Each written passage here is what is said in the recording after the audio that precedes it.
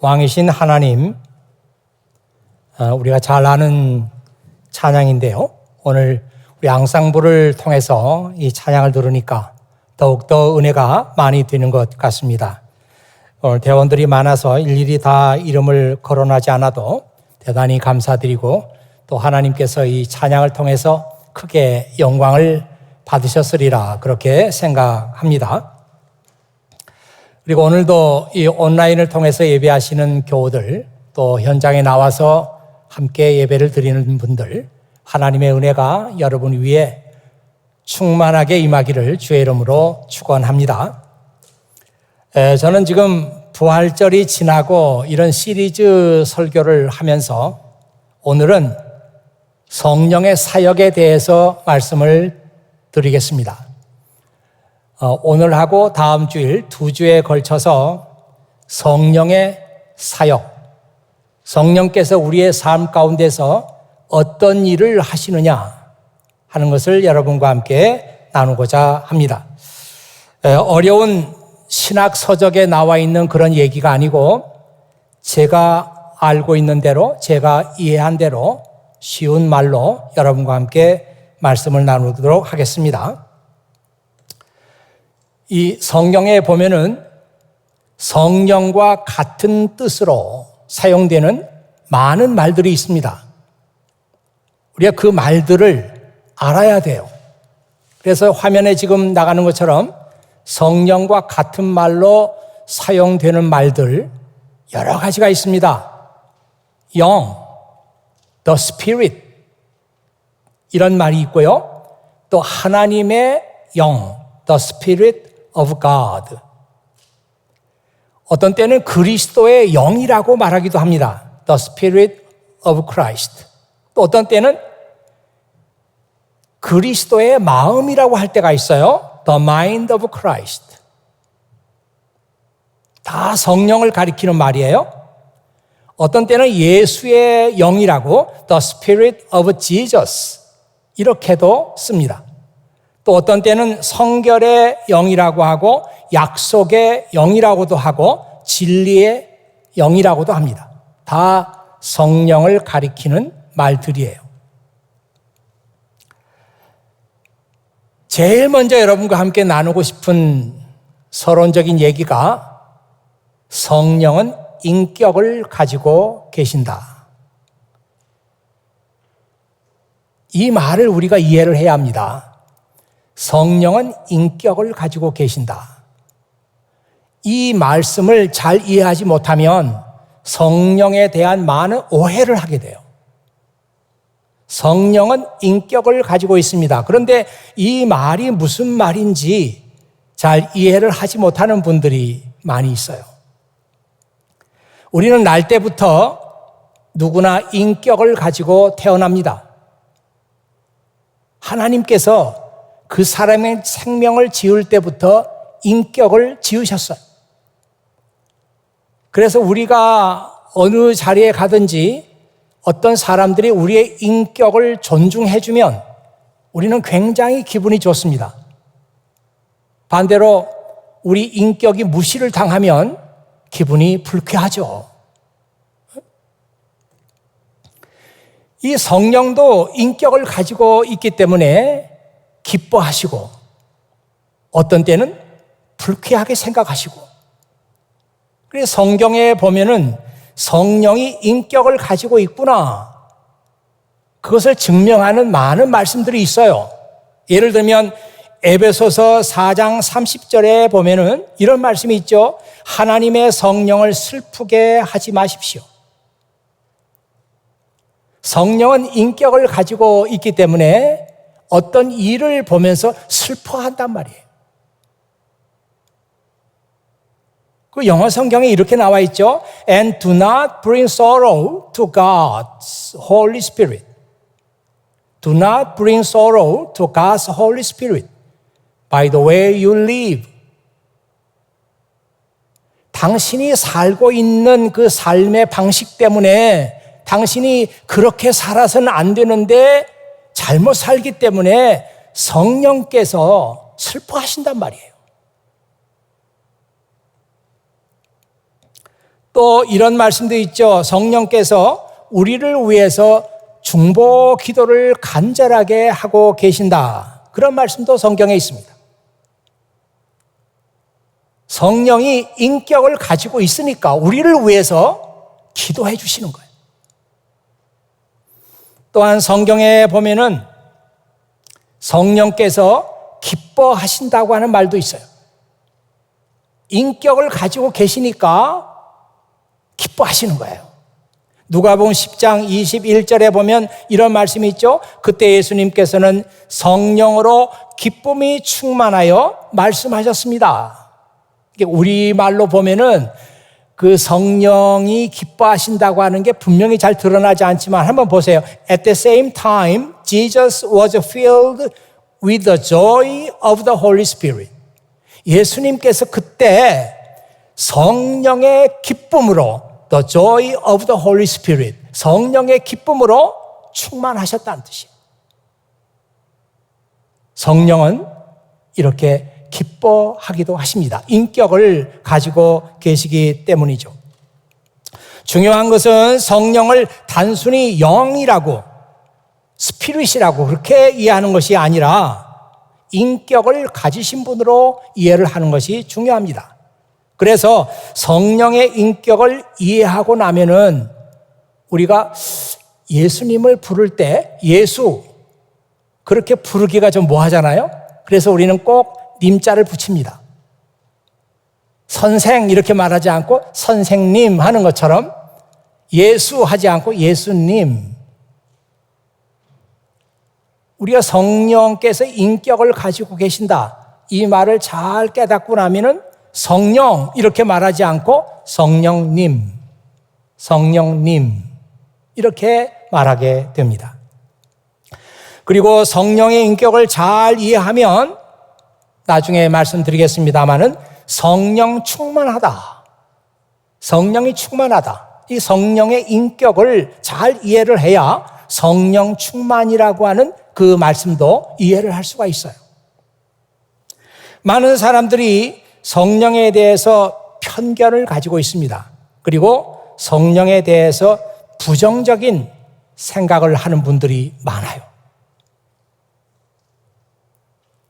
저는 그래서 왜 사람들이 성령에 대해서 호감을 갖지 않고 성령에 대해서 긍정적인 생각을 하지 않고 왜 성령에 대해서 마음이 움츠려들고 성령에 대해서 부정적인 생각을 하는 사람들이 많을까? 네, 성령을 받았다고 하는 사람들이 삶의 모습이 올바르지 않기 때문입니다. 성령을 받았다고 하는 사람들 중에 가정에 충실하지 않는 사람들이 있어요. 늘 교회에서 사는 사람들이 있어요. 우리 교회는 다행히 그런 분들이 없지만 성령 받았다고 하면서 집에 가지 않고 가정도 돌보지 않고 교회만 머물러 있는 사람들이 있어요. 또 성령을 받았다고 하면서 어떤 사람들은 사람들을 자꾸 정죄하는 사람들이 있어요.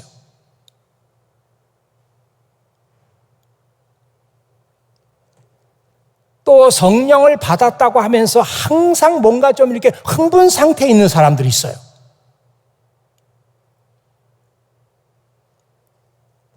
또 성령을 받았다고 하면서 교회에서 문제를 일으키는 사람들이 있어요. 이런 사람들 때문에 많은 사람들이 성령에 대해서 부정적인 생각을 합니다. 편견을 갖게 돼요. 아, 성령 받으면 저렇게 되는구나. 혹시 오늘 이 설교를 듣는 여러분들 중에도 성령에 대해서 이런 편견을 가진 분들이 있다면 그 생각을 바꾸시길 바랍니다. 왜냐하면 우리가 성령을 받는다, 또 성령으로 충만하게 되면 우리는 정말 정상적인 그런 교회 생활, 정상적인 믿음 생활을 하게 되는 거예요. 아, 저건 아닌데 그게 아니라 성령 받은 사람들은 정말 바람직한 모습으로 교회 생활하고 믿음 생활을 하게 되는 것입니다. 오히려 성령에 대한 지식이 없고 성령에 대한 경험이나 체험이 없이 교회 생활을 하는 사람들이 더 문제가 되는 것입니다. 여러분, 갈라디아서 5장 22절에서 23절 말씀을 한번 같이 보도록 하겠습니다. 성령의 열매는 사랑과 기쁨과 평화와 오래 참음과 자비와 착함과 성실과 온유와 절제입니다. 이런 것들을 금지할 율법이 없습니다. 여러분, 이 말씀을 잘 이해하고 계시나요? But the Holy Spirit produces this kind of fruit in our lives. 성령은 우리의 삶 속에서 이런 열매들을 produces, 생산해내는 거죠. Love, joy, peace, patience, kindness, goodness, faithfulness, gentleness, and self-control. 그리고 마지막에 뭐라 그랬는가 하면 There is no law against these things. 이런 것들과 against 되는, 반대되는 그런 율법이 없습니다. 이렇게 나와 있잖아요. 오늘 저는 이 말씀을 여러분에게 소개해 드리면서 혹시라도 성령에 대해서 부정적인 또는 편견을 가진 분들이 계셨다면 이 말씀을 읽으면서 그런 편견들을 다 버리시기를 바랍니다. 성령께서 우리의 삶 속에서 이런 열매들을 맺게 합니다. 그렇게 나와 있고 마지막에는 There is no law against these things 그랬습니다. 이런 성령의 열매들, 이것들하고 반대되는 성령의 열매하고 충돌되는 어떤 율법도 없습니다. 이 말이죠. 율법이라고 하면 우리는 보통 구약 성경에서 나와 있는 하나님의 말씀들, 이런 것들을 율법이라고 생각합니다. 뭐 괜찮아요. 이런 그 하나님의 말씀이나 율법 가운데 지금 말하고 있는 성령의 열매하고 충돌하고 이 성령의 열매하고 반대되는 그런 말씀이 하나도 없다는 뜻이에요. 그러니까 구약 성경에 나와 있는 율법들도 알고 보면은 모두 다 성령의 열매를 맺어야 된다. 이렇게 말하고 있다는 것입니다. 이 말씀의 뜻이요.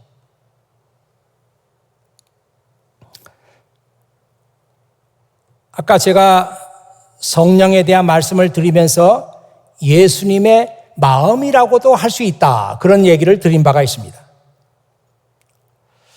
성령을 받는 것은 우리 속에 예수님의 마음을 품는 것이에요. 제가 지금 성령에 대해서 좀 더 쉬운 그런 얘기를 드리고 있습니다. 빌립보서 2장 5절에 보면 너희 안에 이 마음을 품으라 곧 그리스도 예수의 마음이니 이렇게 나와 있는데 그 말은 곧 성령을 받으란 뜻이에요. 예수님의 마음을 너희 마음속에 품어라. 그 예수님의 마음이 성령이거든요.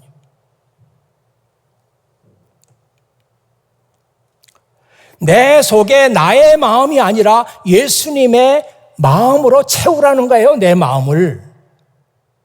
이걸 우리는 성령이 충만하다. 그렇게도 말하고 어떤 때는 성령의 지배를 받는다. 성령의 지배를 받는다. 이렇게 말하기도 합니다. 이런 사람들이 성령의 열매를 맺거든요.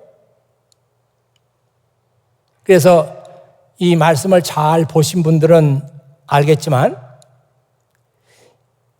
성령의 열매라고 할 때 The fruit of the Holy Spirit 이렇게 말합니다. 그러니까 이 fruit라고 하는 단어가 복수 형태로 되어 있는 것이 아니고 단수 형태로 되어 있단 말이에요.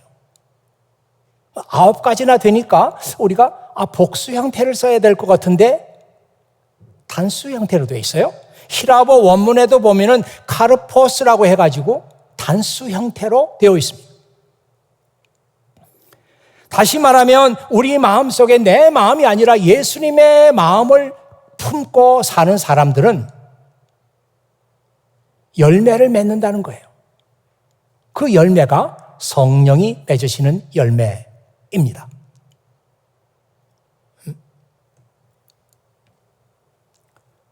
그러니까 이걸 복수 형태로 쓰지 않고 단수 형태를 썼단 말이에요. 예수님의 마음을 품고 사는 사람들은 이런 성령의 열매를 맺는데 그 성령의 열매가 여러 가지로 우리 앞에 나타나는 거예요. 9가지로. 꼭 9가지라고 한정할 필요는 없어요. 10가지로 나타날 수도 있어요. 근데 그게 예수님의 마음이 만들어낸 열매이거든요. 그 열매들을 한번 보세요. 얼마나 아름다운 열매들입니까? 이런 열매를 자기 삶 속에서 맺고 있는 사람을 누가 좋아하지 않겠어요? 누가 그런 사람에 대해서 부정적인 편견을 갖겠습니까? 아니, 이런 그 사람들에게 누가 호감을 갖지 않겠어요? 그리고 이런 그 열매를 맺는 사람이 어떻게 교회 공동체 안에서 문제를 일으킬 수가 있겠어요?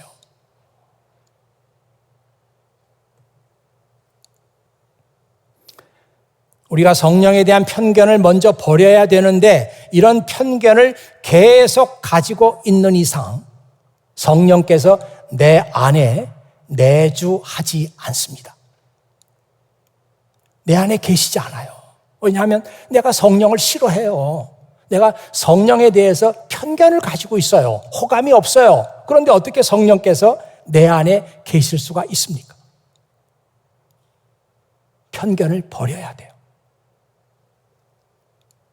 자, 다음으로 우리가 알아야 할 것은 왜 우리가 믿음 생활을 하는 데 있어서 꼭 성령을 받아야 되는가 하는 문제입니다. 성령 안 받고도 교회 생활을 얼마든지 할 수 있을 것 같은데 왜 꼭 성령을 받아야 합니까? 그런 질문에 대해서 2가지 답을 할 수가 있습니다. 하나는 성령을 받지 않으면은 하나님을 기쁘시게 할 수가 없어요.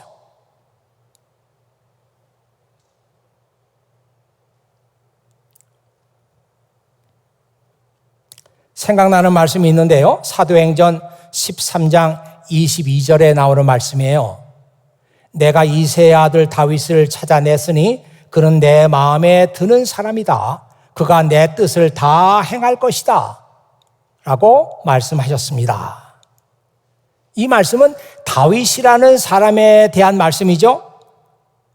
이 사무엘상 13장 14절에 있는 말씀을 인용한 것이에요. 내 마음에 드는 사람, a man after my own heart라고 그랬습니다. a man after my own heart. 내 마음과 꼭 일치가 되는 사람. 다윗이 그런 사람이었어요. 하나님 마음과 꼭 일치가 되는 사람이었어요. 참 드문 케이스죠.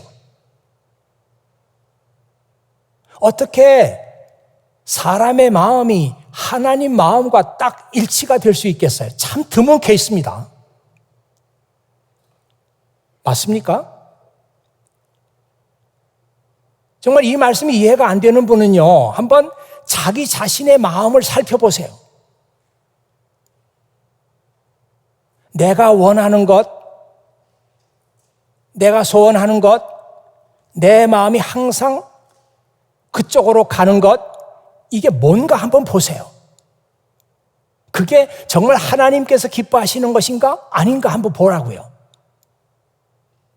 놀랍게도 자기 자신의 마음을 잘 성찰하는 사람은 내가 원하는 것, 내가 되고 싶은 것, 내가 갖고 싶은 것, 내 마음이 항상 그쪽으로 향하는 것, 이걸 보면은 이게 하나님께서 기뻐하는 것이 아니구나 하는 사실을 우리는 알게 됩니다.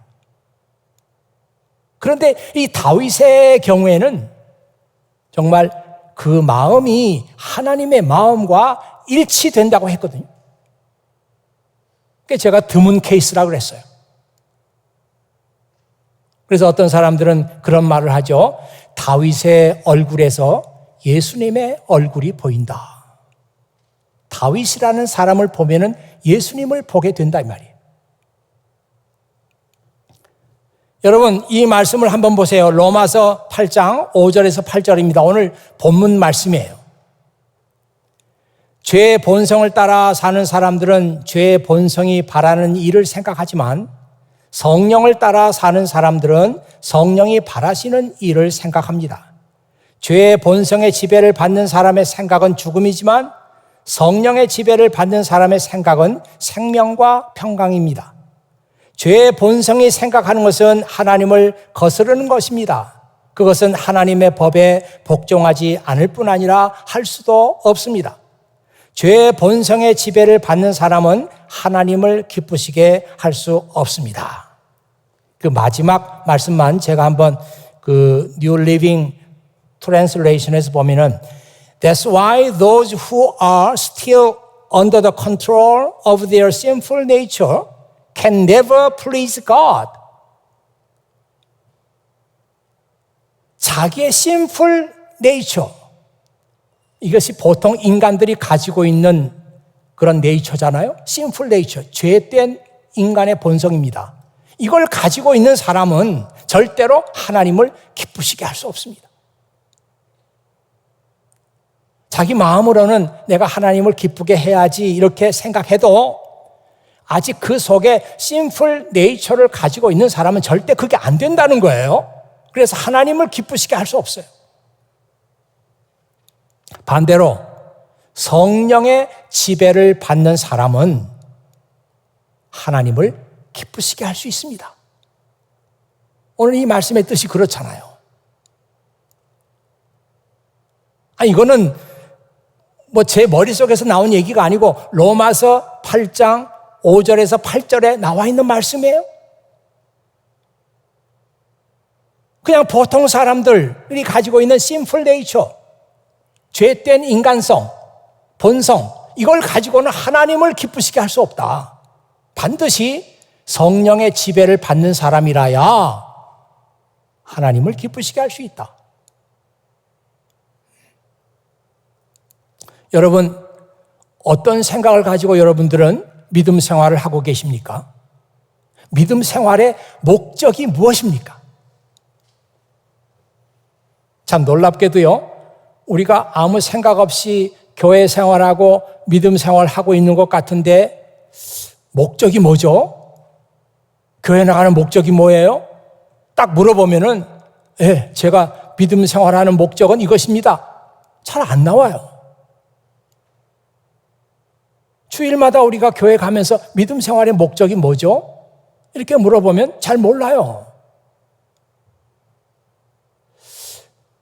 근데 그런 생각이 들지 않습니까? 우리가 믿음 생활하는 이유는 내 마음대로 살지 않고 하나님을 기쁘시게 하는 삶을 살기 위해서 교회 나가고 내가 믿음 생활을 하고 있습니다. 맞아요?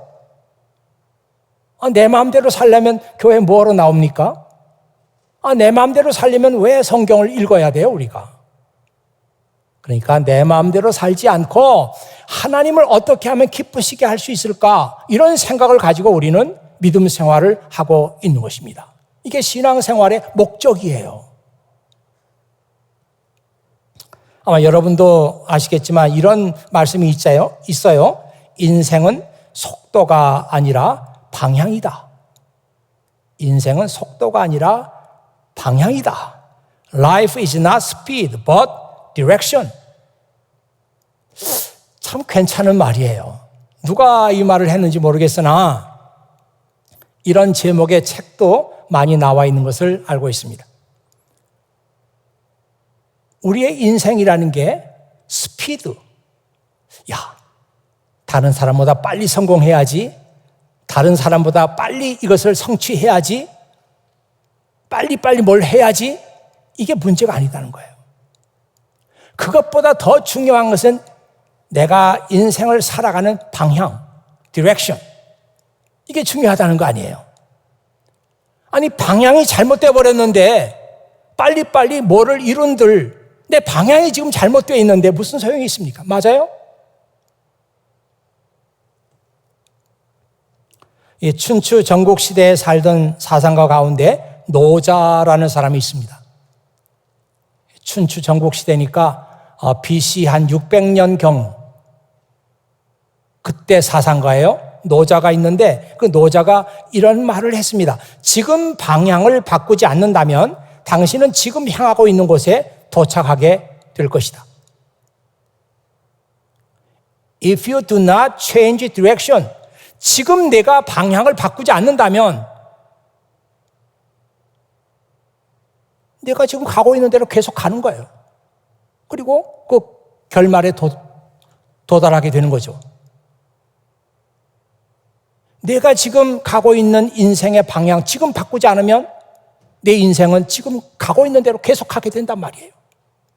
이걸 BC 600년경에 살던 노자라는 사상가가 얘기를 한 것입니다. 대단하죠? 다른 사람보다 더 빨리 이것도 하고 저것도 하고 싶겠지만 사람의 삶의 방향이 잘못되면 아무 소용이 없어요. 지금 내 인생의 방향을 바꿔야 되겠다 생각하면 지금 바꿔야지. 생각은 했지만 결단을 못해요.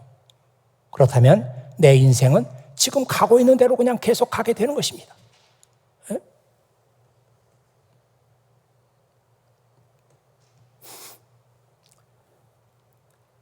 교회 나가서 내 마음의 평안을 얻는 것, 위로받는 것, 좋은 말씀을 듣는 것은 믿음 생활이 주는 하나의 유익이라고 볼 수 있어요. 그러나 그것이 목적이 될 수는 없습니다. 목적은 내 마음대로 사는 것이 아니라 하나님을 기쁘시게 하는 삶을 살아야 되겠다. 이것이 우리 믿음 생활의 목적입니다. 웨스트민스터 소요리 문답이라는 게 있어요. 지금 제가 보여주는 게 The Confession of Our Faith, 웨스트민스터 신앙 고백입니다. 이건 신앙 고백. 또 다른 사진 하나 볼까요? 이것은 The Westminster Shorter Catechism, 웨스트민스터의 그 짧은 캐티키즘, 그러니까 번역할 때 웨스트민스터 소요리 문답이라고 그랬습니다. 또 하나 더 봐요. The Larger Catechism 이라는 게 있어요. 웨스트민스터 The Larger Catechism. 이거는 웨스트민스터 대요리 문답 이렇게 되어 있습니다. 대요리 문답은 196문항으로 되어 있고요. Shorter Catechism은 107문항으로 되어 있어요. 제가 여기에 대해서 관심을 가지고 좀 알아봤더니 이 웨스트민스터 신앙 고백과 쇼러 캐티키즘 또 라저 캐티키즘을 다 완성하는데 5년이 걸렸어요. 영국에서 이것을 작성을 했는데 5년 걸려 작성을 했는데 다 만들어 가지고 이것을 영국 국회에다가 제출을 했더라고요. 이걸 승인해 달라고. 영국은 앵글리칸 처치가 국교잖아요. 그러니까 이것을 신앙 고백서와 요리 문답을 만들어 가지고 영국 의회에다가 승인을 요청했어요.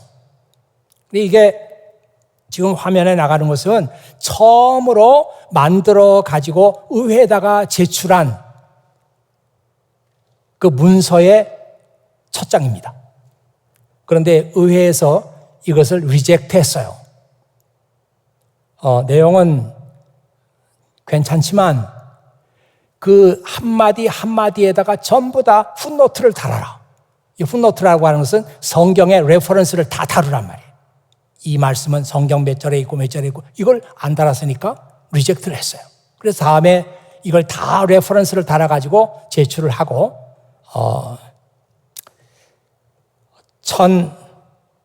648년 그때 영국의 승인을 받았습니다.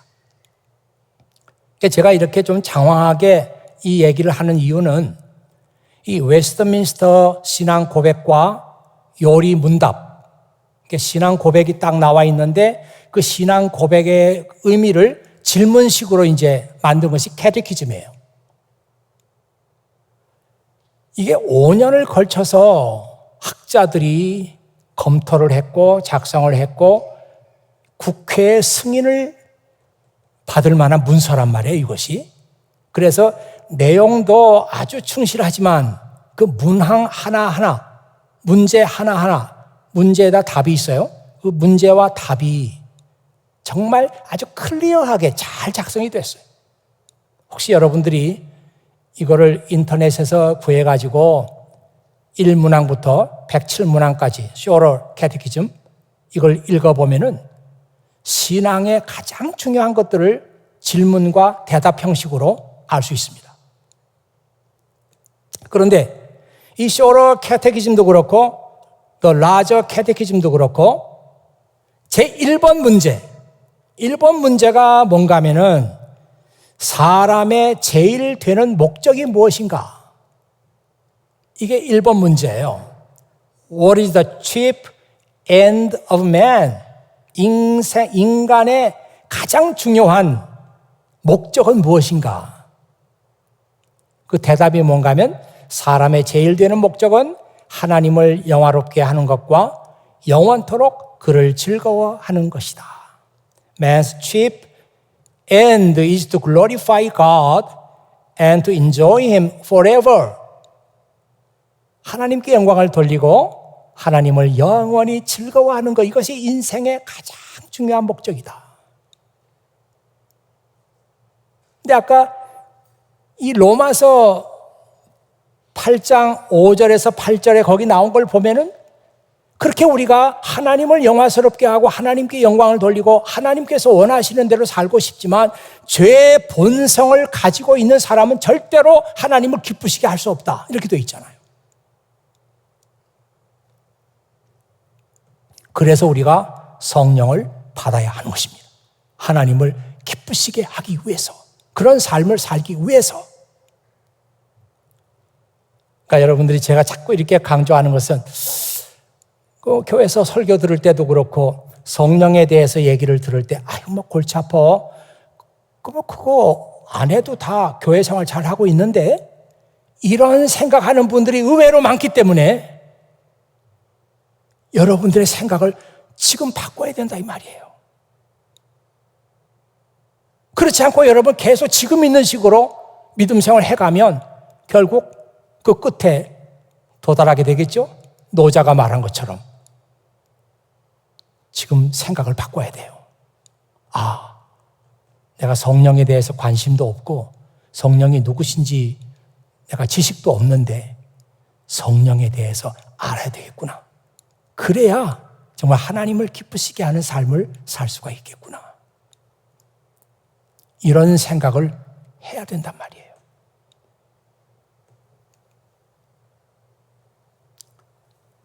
둘째로 우리가 성령을 받아야 하는 또 하나의 이유가 있는데 성령을 받아야 하나님의 은혜를 깨달을 수가 있습니다. 아, 이게 참 엄청난 말씀인데요.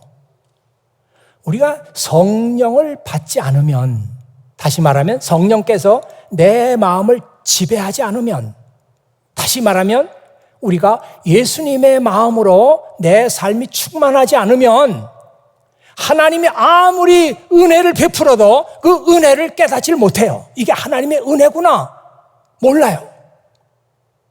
이게 성경에 나와 있는 얘기입니다. 고린도전서 2장 12절에 나와 있는 말씀이에요.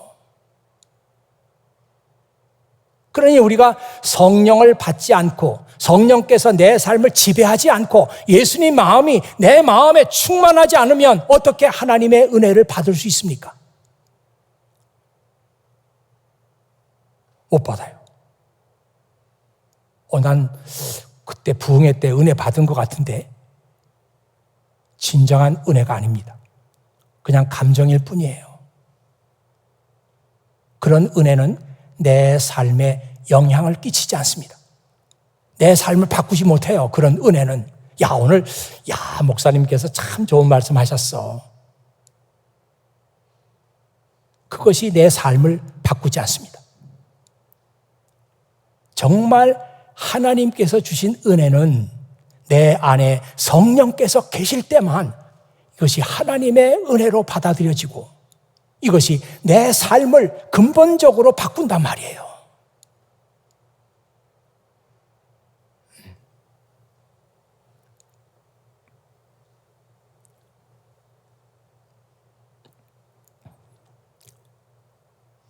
저는 여러분들이 마음속으로라도 왜 꼭 성령을 받아야 됩니까? 이렇게 더 이상 질문하지 않았으면 좋겠어요.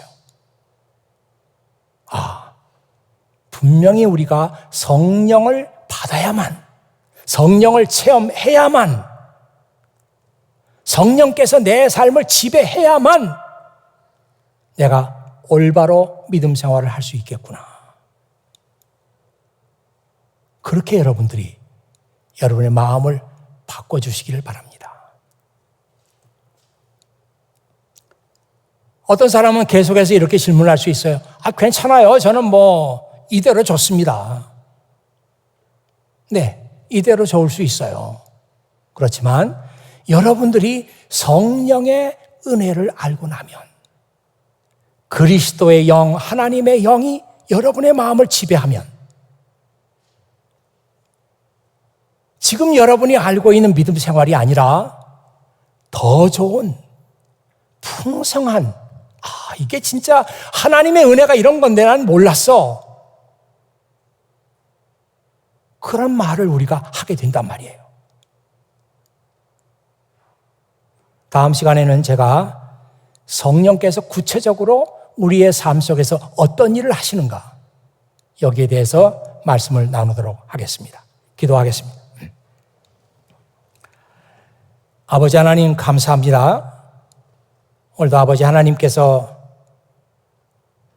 우리 개인에게 주시는 말씀을 듣게 하시고 내가 성령에 대해서 지금까지 조금이라도 부정적인 생각 또는 무관심 이런 것들이 있었다면 지금 이 시간 이후에 내 삶, 내 마음의 방향을 바꿀 수 있도록 주님 도와주시기를 간절히 바라옵고 원합니다.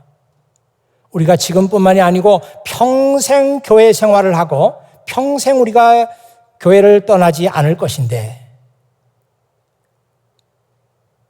우리가 성령의 은혜로 말미암아 하나님이 주시는 그 은혜를 우리가 충분히 누리면서 믿음 생활을 할 수 있도록 주님 도우시기를 간절히 바라옵고 원합니다.